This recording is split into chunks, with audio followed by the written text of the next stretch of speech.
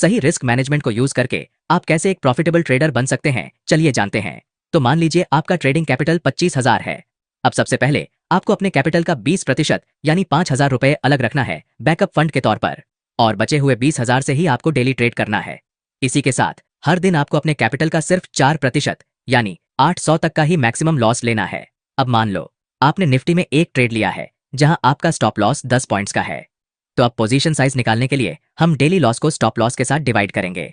तो आंसर आता है 80 क्वांटिटी। लेकिन क्योंकि निफ्टी के एक लॉट में 75 क्वांटिटी होता है, इसलिए हम 75 क्वांटिटी से ही ट्रेड करेंगे। और अगर आप हर ट्रेड में 1:3 के रिस्क टू रिवॉर्ड रेशियो को फॉलो करते हैं तो 10 पॉइंट्स के स्टॉप लॉस पर यहां आपका टारगेट 30 पॉइंट्स का होना चाहिए। अब अगर आप इन रूल्स को फॉलो करके एक महीने में 12 दिन लॉस करते हो तो आपका टोटल लॉस होगा 9,000 का। लेकिन वही अगर आप सिर्फ 8 दिन प्रॉफिट करते हो तो आपका टोटल प्रॉफिट होगा करीब 18,000 का। इसी के साथ हमें हर ट्रेड में 60 रुपए का ब्रोकरेज के हिसाब से टोटल 1,200 रुपए का ब्रोकरेज देना होगा। तो अगर हम टोटल प्रॉफिट में से लॉस और ब्रोकरेज को माइनस करें तो भी एक महीने के एंड में आप 7,800 रुपए के प्रॉफिट में रहेंगे।